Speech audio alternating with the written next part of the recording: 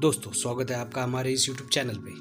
तो आज के इस वीडियो में हम जानेंगे CBSE के 7th स्टैंडर्ड का chapter number 4 exponents and power. यही चैप्टर महाराष्ट्र स्टेट बोर्ड में चैप्टर नंबर 6 है और उसका नाम है इंडाइसिस। तो इस वीडियो में हम समझेंगे इस चैप्टर का कंसेप्ट, कुछ एक्सप्लेनेशन और कुछ एग्जाम्पल्स। तो चलिए शुरू करते हैं इस वीडियो को। दोस्तों मान लीजिए कोई संख्या हमें एक्सपोनेंट फॉर्म में दे रखी है, तो चलिए हम एक संख्या लिख लेंगे। ऐसी अगर कोई संख्या हमें दी गई है तो याद रखिए ऊपर वाली संख्या जिसे ऊपर हमने लिखा है उसे हम कहते हैं इंडेक्स, या इसी को हम एक्सपोनेंट भी कहते हैं और इसी को कई लोग इसी को पावर भी कहते हैं। एक बार फिर से समझ लीजिए, हमें अगर कोई संख्या 5⁸ दी गई है तो ऊपर वाली संख्या को इंडेक्स या पावर या एक्सपोनेंट कहेंगे और नीचे वाली संख्या को हम कहेंगे बेस। इसे बेस कहा जाता है और हिंदी में इसे पाया कहा जाता है और ऊपर वाली संख्या को घातांक कहा जाता है। दोस्तों कुछ लोगों को ठीक से समझा नहीं होगा तो उनके लिए हम कुछ और दूसरे उदाहरण लेंगे। इस दूसरे उदाहरण में हम लिख देंगे a⁻m। अब देखिए a⁻m में ये m जो संख्या है जो कि a के सर के ऊपर है तो उसे कहते हैं इंडेक्स या पावर, इसे ही कहते हैं एक्सपोनेंट और a को हम कहेंगे बेस। हम एक और उदाहरण लेंगे 3⁶, जिसमें 6 इंडेक्स है और 3 बेस है। अब हम जानेंगे इस संख्या को पढ़ते किस तरह से है। तो देखिए ऊपर की जो संख्या है उसे इंडेक्स, पावर या एक्सपोनेंट कहते हैं, ये तो हमें अब पता ही है, और जो नीचे की संख्या है उसे बेस कहते हैं। अब इस संख्या को कुछ इस तरह पढ़ा जाता है 3⁻6 और कुछ लोग इसे इस तरह से भी पढ़ते हैं 6⁻3। कई लोग इसे इस तरह से भी पढ़ते हैं 3⁻6। हिंदी में इसे कहा जाता है 3 का घातांक 6। इसके बाद हम जानेंगे इस तरह की संख्या को किस तरह से हम सॉल्व कर सकते हैं। तो इसके बाद हम एक और एग्जांपल लेंगे 3⁻4। अब देखिए इसमें 3 जो है वो बेस है। अब बेस को हमें ⁴ है इसलिए 4 बार लिखना है, 1 2 3 और 4, और इन सभी के बीच में एक गुणाकार का साइन दे देना है। इस संख्या की पावर 4 है, इसके लिए हमने 3 को 4 बार लिखा है। इसके बाद कुछ नहीं, हमें सिंपल मल्टीप्लिकेशन करना है। 3 × 3 9 हो गया और दोबारा 3 × 3 9 हो गया और 9 × 9 हमें मिल गया 81। अब देखिए 3⁻4 का आंसर हमें मिला है 81।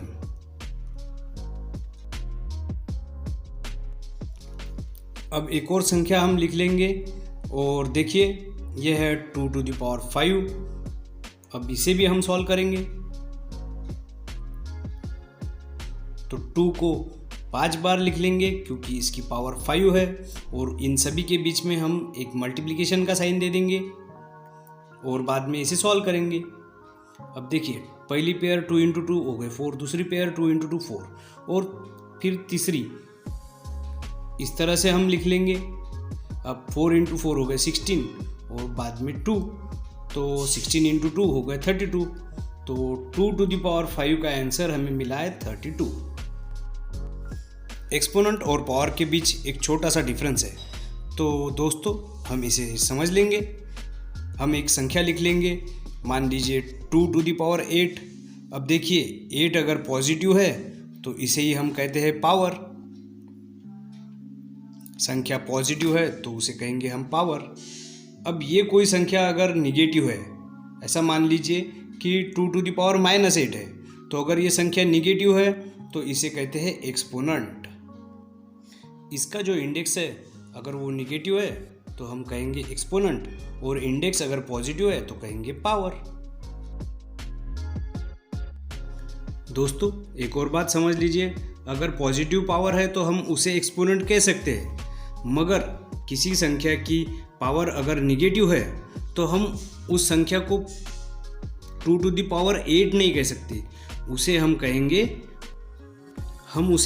या पढ़ेंगे 2 रेज टू दी एक्सपोनेंट -8। दोस्तों मैं उम्मीद करता हूँ कि यह कंसेप्ट आपको अच्छी तरह से समझा होगा। दोस्तों कुछ प्रॉब्लम सॉल्व करने से पहले हम जान लेंगे कुछ और बेसिक्स। मान लीजिए कोई संख्या लिखी है 7, अब इसको कोई पावर नहीं दी गई है, तो इसका मतलब है उसको पावर है 1। इसी का मतलब है किसी भी संख्या की पावर अगर 1 है तो वो वही संख्या होती है, जैसे कि 7 टू द पावर 1 होता है 7। दोस्तों अब इसके बाद हम समझेंगे स्क्वायर किसे कहते हैं और क्यूब किसे कहते हैं। अब किसी भी संख्या का अगर इंडेक्स 2 है तो उसे हम कहेंगे स्क्वायर, जैसे कि 5 का इंडेक्स अगर 2 है तो हम कहेंगे 5 स्क्वायर। तो एक बार फिर से देख लीजिए, 5 टू द पावर 2 को हम कहते हैं 5 स्क्वायर। इसके बाद हम एक और एग्जाम्पल लेंगे ताकि आपको अच्छे से समझ आए। समझो हम लेंगे 9 टू द पावर 2। अब 9 टू द पावर 2 को हम कहेंगे 9 स्क्वायर। कुछ लोग 9 स्क्वायर को इस तरह से भी पढ़ते हैं, स्क्वायर ऑफ 9।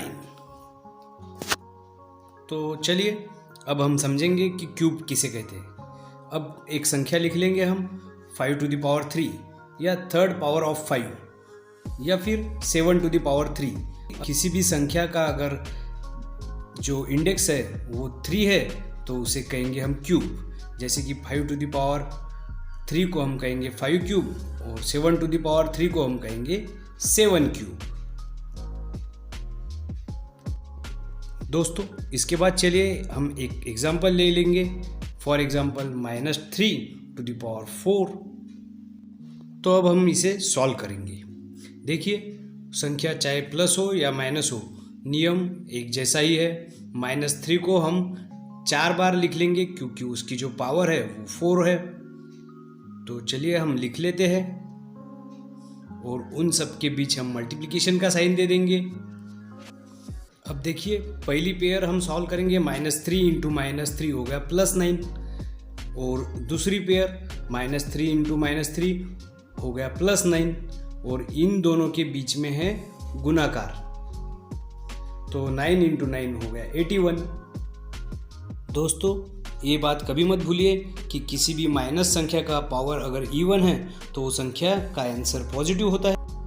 दोस्तों इसके बाद एक और एग्जांपल हम सॉल्व करेंगे, तो 7 into x to the power 3 into y square. तो चलिए इस प्रॉब्लम को हम सॉल्व करते हैं। इस प्रॉब्लम को सॉल्व करने के लिए हमें x और y की वैल्यू पता होनी चाहिए। तो मान लीजिए अगर x की वैल्यू है हमारे पास 2 और y की वैल्यू है 3। फिर देखिए किस तरह से हम सॉल्व करते हैं इसे। तो चलिए इस प्रॉब्लम में हम x की वैल्यू जो कि है 2 उसको पुट कर लेंगे, और y की जो वैल्यू है वो है 3 उसे पुट कर लेंगे।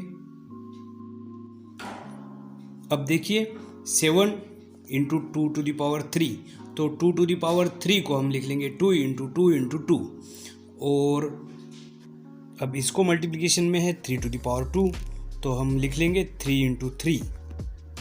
तो चलिए हम इसे अब आगे सॉल्व करते हैं। देखिए अब 7 को जैसा का वैसा हम लिख लेंगे, और 2 इंटू 2 हमें मिलता है 8, और 3 इंटू 3 हमें मिलता है 9।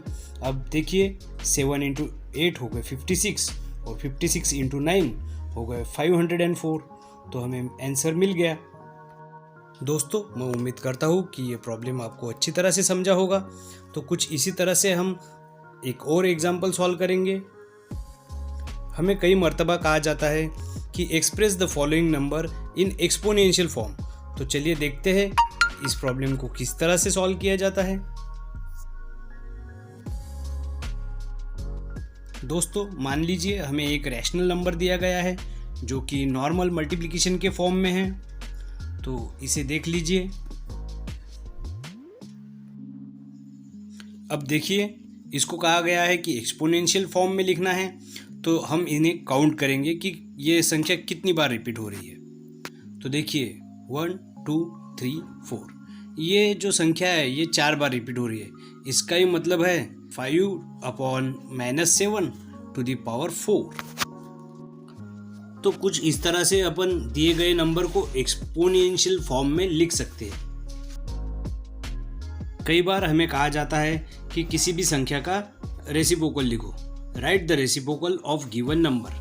तो हमारे पास एक एग्जांपल है, समझो 5 टू दी पावर +4 का हमें रेसिप्रोकल लिखना है। दोस्तों अगर कोई संख्या a है तो उसका रेसिप्रोकल होगा 1/a। तो इस तरह से हम 5 टू दी पावर 4 का रेसिप्रोकल लिख सकते हैं, जो कि होगा 1/5 टू दी पावर 4, और 1/5 टू दी पावर 4 को हम लिख सकते हैं 5 टू दी पावर -4।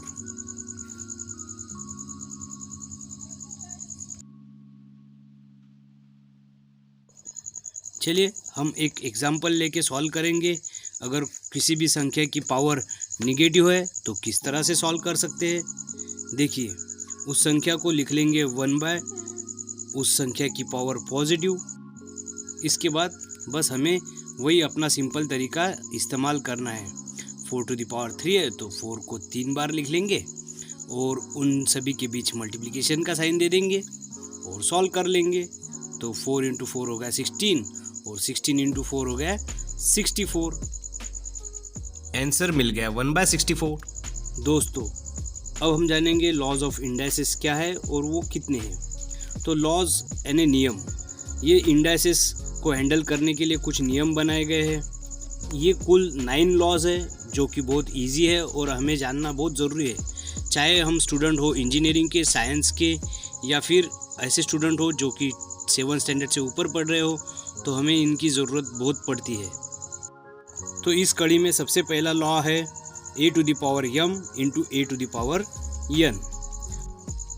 तो देखिए इस लॉ में पावर की होती है एडिशन। चलिए अब हम एग्जाम्पल लेके सॉल्व करेंगे। 5 to the power 8 plus 5 to the power 3। तो देखिए अब 5 टू दी पावर 8 प्लस 3, तो 5 टू दी पावर 8 प्लस 3 हो गया 5 टू दी पावर 11। दोस्तों इसके बाद जानेंगे हम दूसरा law, a to the power m divided by a to the power n। तो इसको हम लिखेंगे a to the power m minus n। इसी लॉ को कुछ इस तरह से भी लिखा जाता है, a to the power m by a to the power n। तो ये भी होगा a to the power m minus n। तो चलिए हम एक एग्जाम्पल के जरिए इस लॉ को समझेंगे। 7 to the power 9 divided by 7 to the power 4। तो इन दोनों के जो इंडाइसेस है उनकी हो गई सब्ट्रैक्शन। तो देखिए 7 to the power 9 minus 4, 9 minus 4 मतलब 5। तो इसके लिए हमारा आंसर मिल गया 7 टू दी पावर 5। दोस्तों इन लॉज में एक और लॉ है जिसे हमें जानना है, वो है किसी भी संख्या की पावर अगर -1 हो तो क्या करें। तो किसी भी नंबर की पावर अगर -1 है उसका ही मतलब है कि वो संख्या है 1/, वो संख्या जो कि दी गई है। तो चलिए हम दूसरा एग्जाम्पल लेंगे। जैसे 6 टू दी पावर -1 हो गया 1/6। इसके बाद एक और लॉ है जो कि बहुत इंपॉर्टेंट लॉ है, a into b to the power m। तो a to the power m into b to the power m। इसका एग्जाम्पल देखेंगे 3 इंटू 4 टू दी पावर 6। तो 3 to the power 6 into 4 to the power 6। तो इतना simple है ये law. इसके बाद 5वें नंबर पे जो लॉ है वो कुछ इस तरह से है, a by b to the power m, और उसको लिख सकते हैं हम a to the power m by b to the power m। तो चलिए हम एक प्रॉब्लम के ज़रिए इस लॉ को समझेंगे। 7/2 टू दी पावर 5। तो इसका आंसर होगा 7 to the power 5 divided by 2 to the power 5। तो ये जो 5 पावर है इसको हमने इक्वली ऊपर और नीचे डिवाइडेशन में दे दिया। हमारी सूची में 6ठे नंबर पे जो लॉ है वो है, अगर किसी भी संख्या की पावर 1 है तो उस संख्या का आंसर वही होता है जो कि दी गई संख्या है।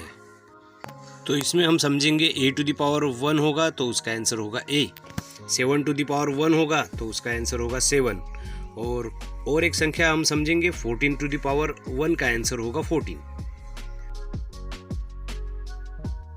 इसके बाद इस सीरीज में 7वें नंबर पे जो लॉ है उसे हम समझेंगे। अगर किसी संख्या की पावर 0 है तो उसका आंसर 1 होता है। For example 4 to the power 0 है तो उसका आंसर होगा 1। a टू द पावर 0 है उसका भी आंसर होगा 1। और एक संख्या लिख लेंगे, for example 14 to the power 0, उसका भी आंसर होगा 1। तो कोई भी संख्या की पावर अगर 0 है तो उसका आंसर होगा 1। दोस्तों इसके बाद 8वें नंबर पे जो लॉ है वो है a to the power m to the power n। तो उसका जो इंडेक्स है उनका होगा मल्टीप्लिकेशन, तो a to the power m into n। तो इस लॉ को इस एग्जाम्पल के ज़रिए समझेंगे। 8 to the power 5 to the power 3, तो पावर्स का होगा मल्टीप्लिकेशन, तो 8 टू द पावर 15 है इसका आंसर।